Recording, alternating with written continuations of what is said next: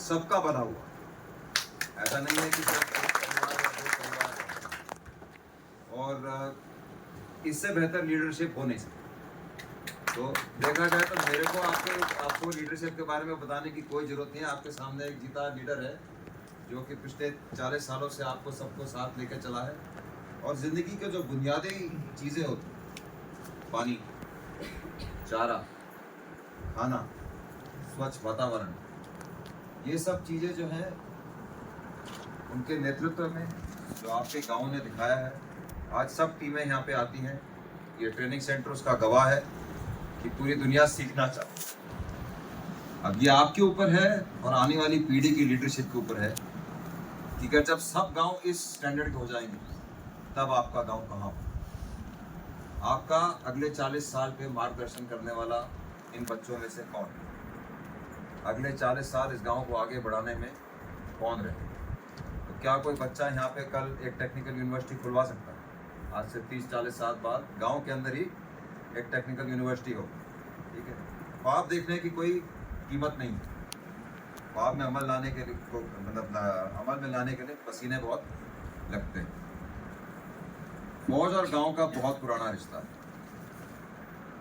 पुराने ज़माने में जो भी सैनिक आते थे सब गांव से आते, अपना सब कुछ छोड़ के भारतीय सेना कभी नॉर्थ अफ्रीका, कभी यूरोप, कहीं बर्मा, पता नहीं कहाँ कहाँ लड़ती थी। और आप सोचो, मतलब माता पिता को ये भी नहीं पता होता था कि कौन से देश में है, जिंदा है कि गुजर गया, लेकिन तब भी लोगों ने अपने बच्चों को फौज में देश की सेवा के लिए भेजा। तो मेरा नई पीढ़ी से एक अनुरोध जरूर है। पैसे आते जाते हैं, नाम शोहरत भी आती जाती है, लेकिन ये सब तभी आएगा जब कोई देश को सुरक्षित रखे। देश की सुरक्षा के लिए सैनिक बहुत जरूरी है। और अगर लोकल लोग सेना में नहीं आएंगे तो फिर सेना में लोग कहाँ से? तो हर गांव से हर साल 3-4 बच्चे हमेशा सेना में आने चाहिए। आपका भी सेना के साथ ताल्लुक बना रहता है और सेना को भी ये सौभाग्य होता है कि गांव से निकला हुआ यंग बंदा, फिट बंदा, जिसका दिमाग क्लीन है, जो सही वातावरण में पला बड़ा है, वो हमारे लिए सैनिक बन के आ रहा है।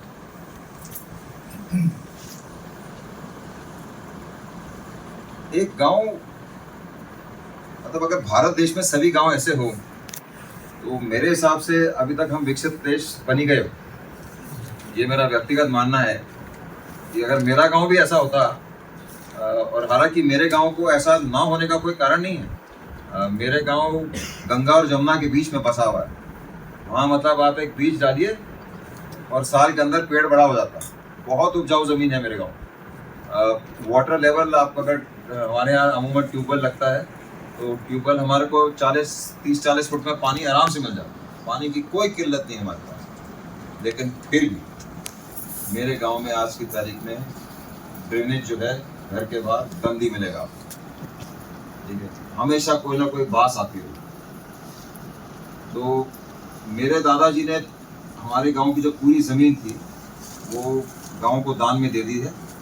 और जो हमारा घर था गांव में, आज से 8 साल पहले हमने उसको एक लड़कियों के लिए स्कूल में बदल दिया। तो गांव में हमारे पास एक भी फुट की ज़मीन नहीं।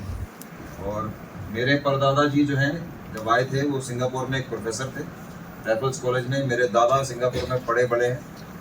तो बहुत, मतलब पूरे गांव में पूरी ज़मीन ही हमारी थी।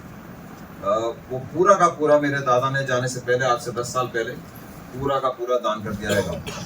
तो लेकिन मैंने अभी ये ठान लिया है कि पहली चीज़ तो एक गांव सरपंच साहब के साथ पार्टनरशिप करके हम आपके गांव के साथ कम्पीट करने की पूरी कोशिश करें। और मैं अगर यहाँ रहा अगले 2 साल तो मेरा गारंटी है कि शायद पोपट राव पवार साहब उस गांव पे आके कुछ सीख के जाएंगे।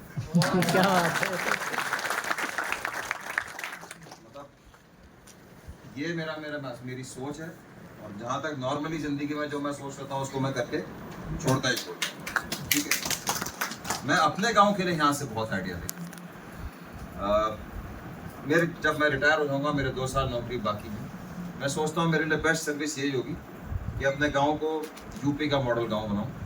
उसमें मुझे बहुत जो एनसीसी कैडेट्स यहाँ बैठे हैं, ठीक है, पहली बात तो आज दूसरा मौका मुझे मिला है आप सबकी परेड और जोश देखने का। एनसीसी एक बहुत ही अच्छी स्कीम, ठीक है। आप सब जानते हैं कि मोदी साहब भी एक ज़माने में आपकी तरह एनसीसी के कैडेट, और आज की तारीख में एक अनुशासन के लिए जो आदमी या जो लेडी फौज में नहीं आना चाहती है, एनसीसी के थ्रू सबको जाना चाहिए। थोड़ा सा डिसिप्लिन ज़िंदगी में बहुत महत्वपूर्ण है। और मेरे हिसाब से एनसीसी में सबसे ज़्यादा अच्छी चीज़ ये है कि आपके अच्छे दोस्त बन जाते हैं। जब आप ये परेड वगैरह करते हैं तो अच्छे दोस्त नए दोस्त बनते हैं, सही है कि नहीं? वो दोस्ती हमेशा ज़िंदगी भर के लिए याद रहती है। तो बहुत बहुत मेहरबानी, आपका ड्रिल का स्टैंडर्ड, आपका जोश देख के मुझे बहुत खुशी हुई। जो स्कूल के बच्चे यहाँ आज बैठे हैं, मैं कलाम साहब का एक ख्वाब था कि भारत के बच्चे भारत को एक विकसित देश बनाएंगे।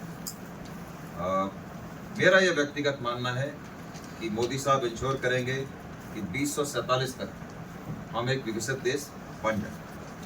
लेकिन क्या ये देश उसके बाद दुनिया का नंबर 1 देश होगा, ये आपकी पीढ़ी निर्भर करेगी।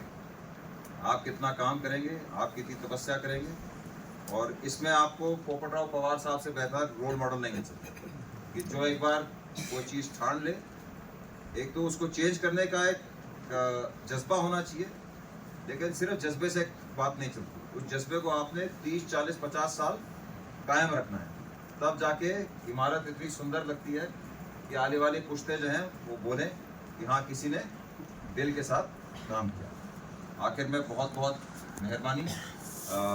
आमड कौर पिछले 100 साल से अहिल्यानगर में विराजमान है, और मेरे हिसाब से अगले 1000 साल तक हम यही रहेंगे।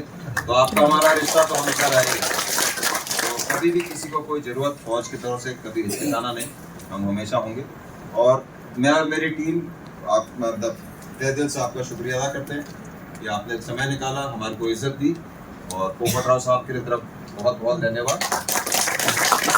मेरे छोटे दोस्त यहाँ बैठे हुए हैं, इन्होंने सैनिक कल्याण के लिए जो कुछ किया है डिस्ट्रिक्ट में, आई थिंक पिछले 50 साल में किसी ने नहीं किया है। तो एक राउंड ताली इनके लिए भी। बच्चों के लिए जब भी आपको टैंक चलाना हो या टैंक या हथियार चलाना हो किसी को भी, तो कैंट में आ जाइएगा, ठीक है। आपको हम फौज में क्या करते हैं उसकी आपको थोड़ा झलकी दे दें। बहुत बहुत